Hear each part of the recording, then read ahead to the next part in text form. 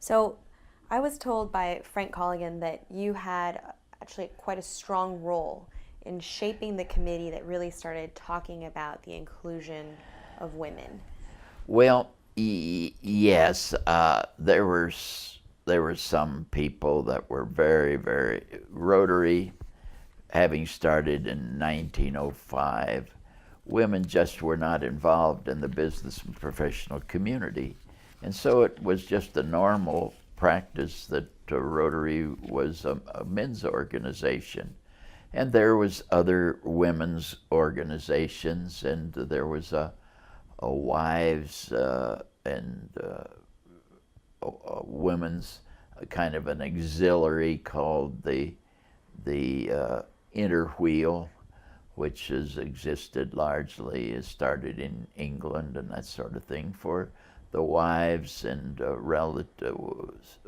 female relatives of Rotarians, and still goes in many parts of the world.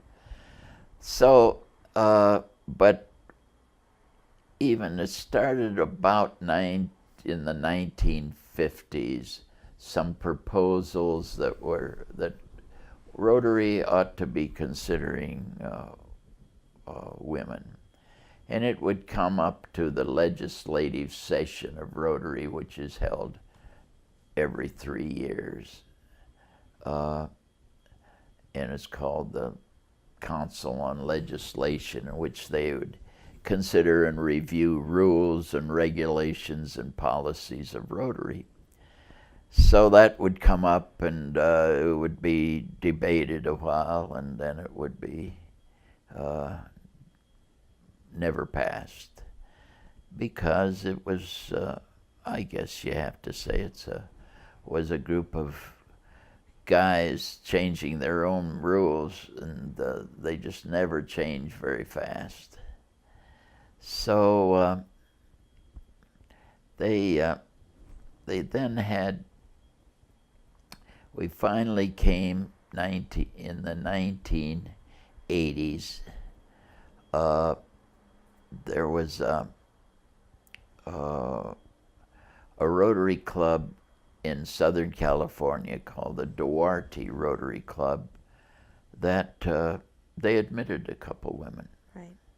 And so Rotary, because the bylaws says the organization was for male members only, the Rotary board just naturally had to take the form. Was they had admitted women, which was outside the bylaws, so consequently Rotary had to disqualify that Rotary Club. So the whole thing went up through the California Supreme Court, and the Unruh Act, I think, here in California, determined that you could not discriminate in any business activity for reasons of sex or religion and a lot of other things. So the California Supreme Court.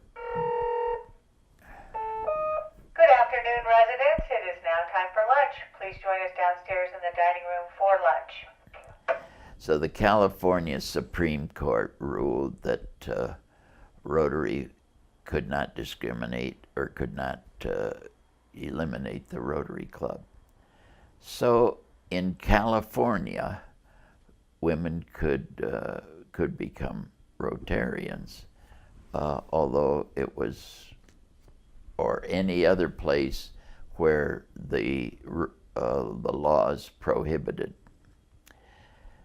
So that went all the way to the U.S. Supreme Court, and that was determined that it was upheld, because they said that there was enough of an activity that it was a service club, but it also had business relationships, because people were selected by their business or profession, and that they would often have discussions of business topics or things of other interest. So it was a rational decision. So technically then, you could not prohibit women members, but that didn't solve the problem. Mm-hmm. The bylaws of Rotary still had this, so it had to go to the council on legislation. And the council on legislation debated it. I remember I spoke rather strongly on the whole issue at the council on legislation on this issue of that it was time for Rotary to make a change, that women were a vital part of the business and industrial and service. And so it was finally approved in 1989 or so after the Supreme Court case takes place in 1987. Yeah, so and maybe then it was a couple of years. 1989, the council on legislation approved that. It's been 26 years now, that Rotary would accept women. So to me, that was one of the really great strengths of Rotary, to finally make that change. It was not universally accepted in a lot of those countries where, or to people who still hung on to old ideas, and but by and large it's been accepted, and now we're approaching, I think, 20% of the members. I think that the last I heard of statistics, that there is probably, out of the 34,000 Rotary clubs of the world, there's maybe 6,000 to 7,000 that do not have women in them. Largely in countries where women have not assumed positions in the business and professional. Some Japan, although that's changing rapidly now, in Korea, some of this Latin American countries, Brazil, Argentina, well, many of the Latin American countries. But it's changing all the time, and I think it's just a matter of time till people never even considered that it was once a male organization.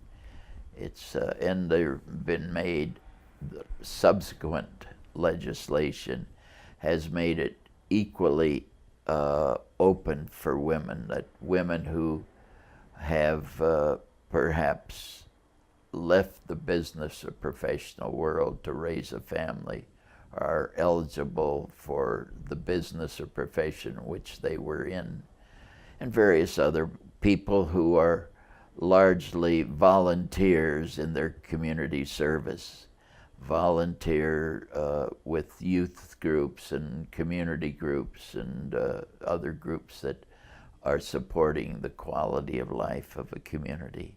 And so there's a lot more opportunities now, and I think we're seeing them happen. Why do you think that, you said you spoke strongly at the committee or at the voting council? Yes, the council on legislation. So, well, what were your driving motivations? What were you saying? Well, Why did you see it as so important? I just thought it was, the time had come that you can't continue to hold on to ideas that no longer exist.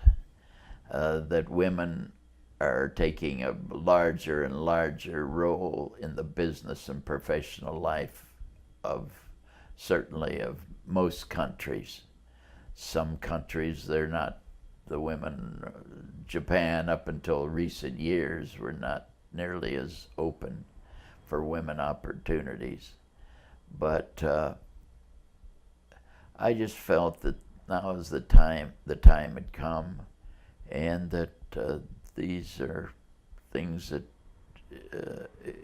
should be happening, that women contribute so much, probably a lot more than any other, than many men do to the life and the professional life of the society. A lot of changes have happened to the organization since women have come into the organization. I've facetiously said on many occasions, I would have been in Rotary maybe 30 years, and until women came into Rotary, I never saw on agenda of a conference planning committee table decorations.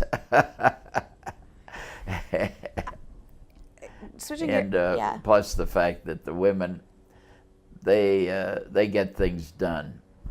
There's you say, oh, Charlie, oh, he'll get it done in a couple of weeks, but women said, give it to Jane and she'll have it done tomorrow.